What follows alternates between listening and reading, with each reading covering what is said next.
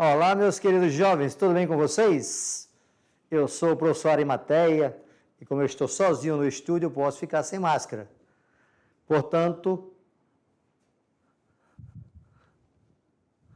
nós iremos fazer aquela revisão básica sobre o trabalho no Brasil.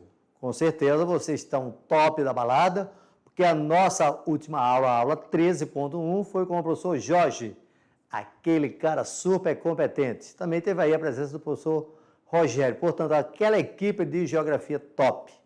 E claro, quando nós falamos de trabalho no Brasil, nós temos de pensar a questão hoje da taxa de desocupação. Veja aí o gráfico mostrando o desemprego no Brasil. Se você traz isso para o Brasil de hoje, você vai ter um desemprego maior. Por quê? Porque nós estamos vivendo uma crise provocada pela pandemia, essa crise acompanhada também de uma crise econômica.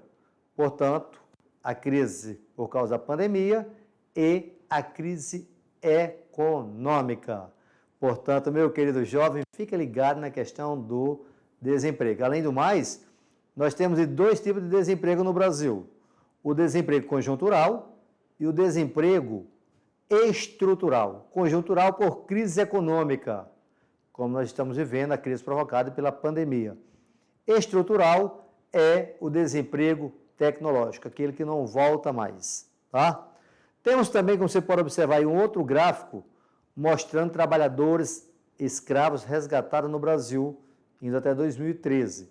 Quando nós falamos de trabalho escravo, não é aquele escravo lá do Brasil colonial, é um tipo de exploração no qual o trabalhador ele é enganado. Isso ocorre muito na área rural, principalmente aqui na nossa região norte, o estado do Pará, ocorre muito esse tipo de desemprego. Mas em outras regiões também ocorre esse tipo de exploração, o trabalhador parecendo que ele está em sistema de escravidão. Portanto, aí como você pode observar na tela, você tem um gráfico que está mostrando isso aí. O gráfico é um texto, certo?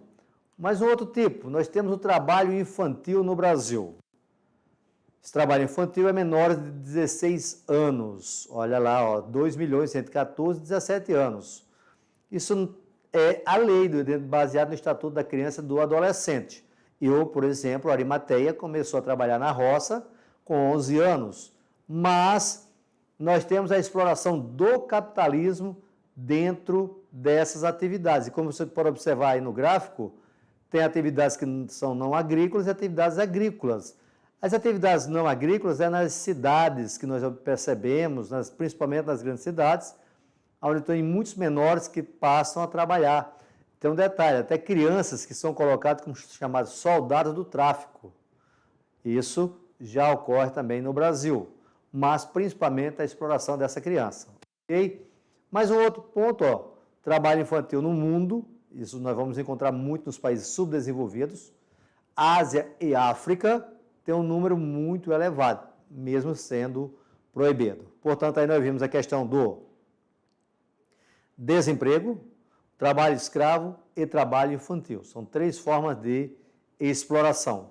Outra maneira que nós temos muito no Brasil, e isso ocorre no mundo, é o trabalho relacionado ao sexo. As mulheres, de um modo geral, elas têm um salário menor do que o Brasil, como vocês podem observar no gráfico.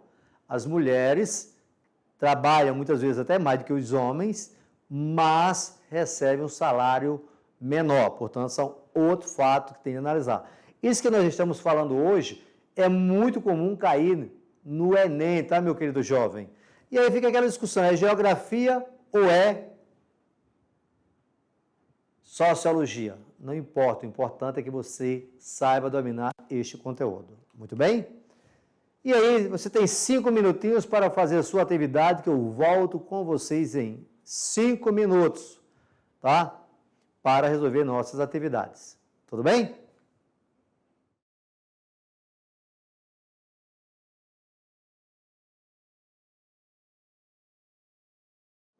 E aí, com certeza vocês resolveram, acertaram todas. Vamos ver agora?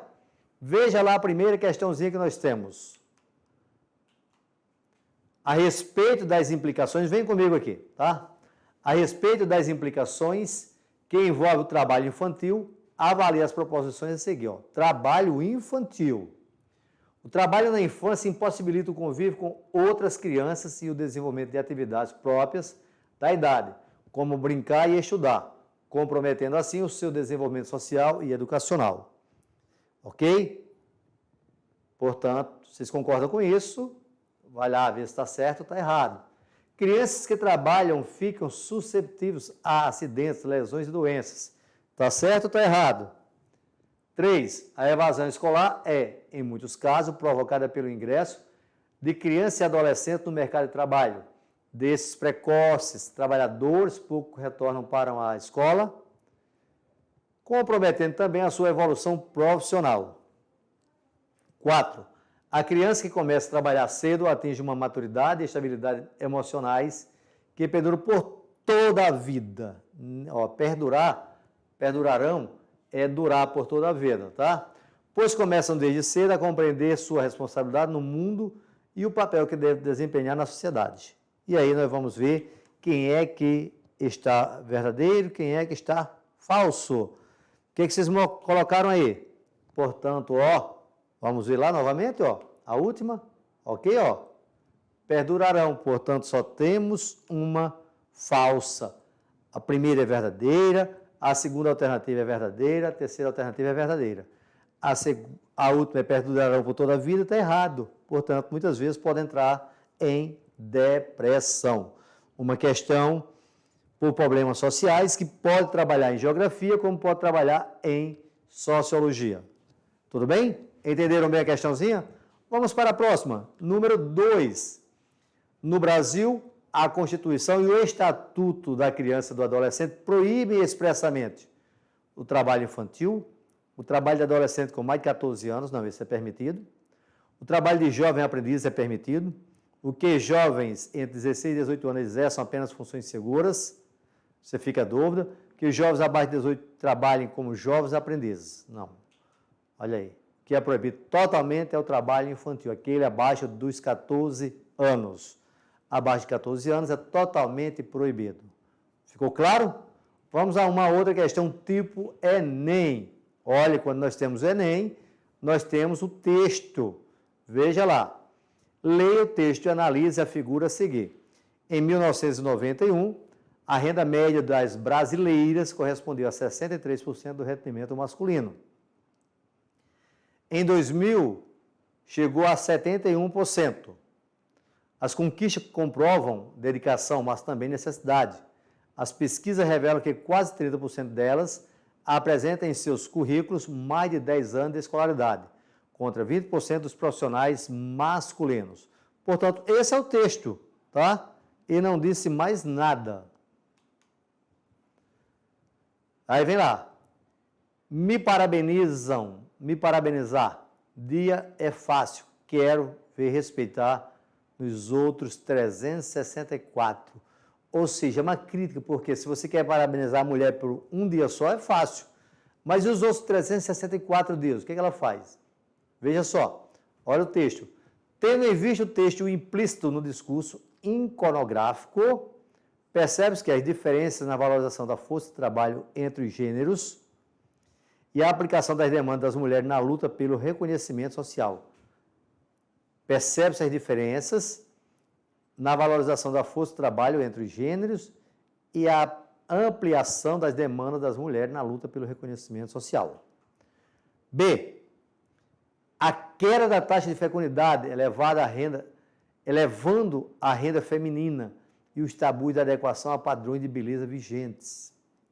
C. A alteração do perfil das trabalhadoras, que se tornam mais velhas, casadas e mães, e a participação das mulheres no movimento feminista. D. A classificação do trabalho doméstico, contabilizando como atividade econômica e a continuidade de modelos familiares tradicionais. E a letra E, as diferenças da jornada de trabalho entre os gêneros e a influência da mídia estabelecendo um padrão do corpo feminino. Portanto, nós temos aí que as diferenças na valorização da força de trabalho entre os gêneros e a ampliação das demandas da mulher na luta pelo reconhecimento social é a alternativa verdadeira para a luta feminina. Vocês aprofundam esse conhecimento também em sociologia. É a nossa realidade, ok? Número 4. A respeito da relação entre papel social da mulher e o mercado de trabalho, estão corretas as afirmativas abaixo, exceto, veja aqui comigo, ó, essa palavra exceto não usam mais no Enem, ok? Portanto, você vai marcar a incorreta. O salário da mulher ainda é proporcionalmente menor do que o dos homens na atualidade, fator que fica ainda mais crítico quando nos referimos às mulheres negras. Certíssimo! As mulheres negras ganham menos do que as mulheres brancas. Veja agora na letra B na tela. O número de mulheres que ocupam cargo de nível superior e chefia nas empresas supera o de homens, que se tornaram minoria nesses níveis hierárquicos privilegiados. Essa está altamente incorreta quando ele diz aqui, ó, supera o dos homens. Supera o dos homens. Isso aqui está errado. Ok? Ele que é incorreta tem tudo para ser a letra B. Letra C. Apesar de uma maior presença no mercado de trabalho, ainda há uma desigualdade no que se refere à diferença de gêneros. Está certíssimo? A mulher ainda procura conciliar as responsabilidades relacionadas com a sua atividade profissional e as tarefas familiares e domésticas, certo? Estereótipos que distanciam a mulher de características ditas como masculinas, tais como objetividade, dureza para tomar decisões e frieza racional, são frequentemente usados como justificativa para a não contratação de mulheres para determinados cargos de promoção para níveis hierárquicos superiores. Portanto, nós vimos aí que a respeito da relação entre o papel social da mulher e o mercado de trabalho estão corretas as afirmativas abaixo, exceto, ou seja, quem é que está errado? O número de mulheres que ocupam cargo de nível superior e chefia nas empresas supera o de homens. Não, é muito mais baixo. Portanto, letra B, alternativa errada. A letra A, a letra C, a letra D e a letra E estão corretas. Ok, meu querido? Portanto, foi um prazer muito grande estar com vocês mais uma vez. Espero que todos tenham entendido bem. Esse conteúdo envolve sociologia, tá? Fica ligado aí para o Enem, porque ele envolve tudo, certo? Até o nosso próximo encontro.